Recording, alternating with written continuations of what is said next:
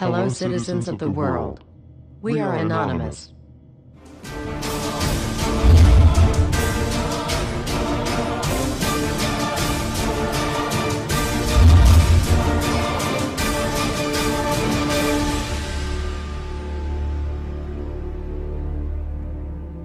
Dear brothers and sisters, now is the time to open your eyes. In a stunning move that has civil libertarians stuttering with disbelief, the U.S. Senate has just passed a bill that effectively ends the Bill of Rights in America.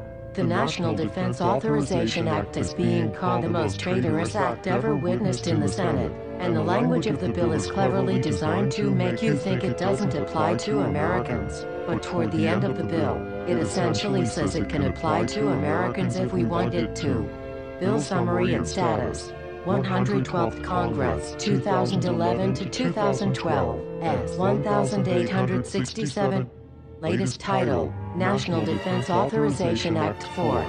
This bill, passed late last night in a 93-7 vote, declares the entire USA to be a battleground upon which U.S. military forces can operate with impunity, overriding Posse Comitatus and granting the military the unchecked power to arrest, detain, interrogate and even assassinate U.S. citizens with impunity. Even Wired magazine was outraged at this bill, reporting, "Senate wants the military to lock you up without trial.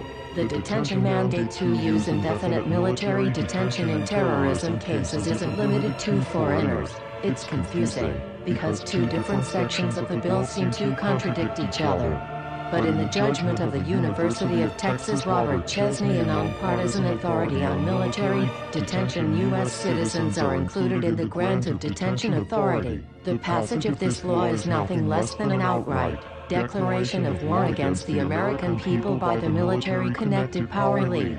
If this is signed into law, it will shred the remaining tenets of the Bill of Rights and unleash upon America a total military dictatorship, complete with secret arrests, secret prisons, unlawful interrogations, indefinite detainment without ever being charged with a crime, the torture of Americans and even the legitimate assassination of U.S. citizens right here on American soil. If you have not yet woken up to the reality of the police state we've been warning you about, I hope you realize we are fast running out of time.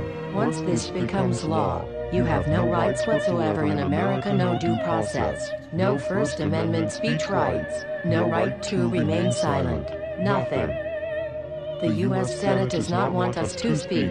I suspect even now orders are being shouted into telephones and men with guns will soon be on their way. Why? Because while the truncheon may be used in lieu of conversation, words will always retain their power. Words offer the means to meaning, and for those who will listen, the enunciation of truth. And the truth is, there is something terribly wrong with this country, isn't there? Cruelty and injustice, intolerance and oppression, and where once you had the freedom to object, to think and speak as you saw fit, you now have censors and systems of surveillance coercing your conformity and soliciting your submission. How did this happen? Who's to blame? Well, certainly there are those who are more responsible than others, and they will be held accountable. But again, truth be told, if you're looking for the guilty, you need only look into a mirror. I know why you did it. I know you were afraid. Who wouldn't be? War, terror, disease. There were a myriad of problems which conspired to corrupt your reason and rob you of your common sense. Fear got the best of you, and in your panic, you turned to the now president in command, Barack Obama. He promised you order. He promised you peace. And all he demanded in return was your silent, obedient consent.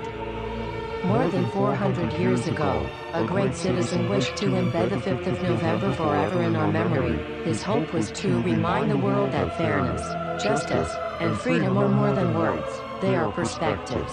So if you've seen nothing, if the crimes of this government remain unknown to you, then I would suggest that you allow the 5th of November to pass unmarked.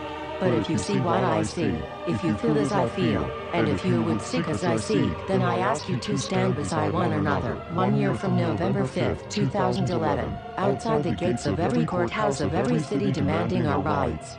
Together we stand against the injustice of our own government. We are anonymous. We are legion. United as one. divided by 0. We do not forgive censorship. We do not forget oppression. U.S. Senate. Expect us.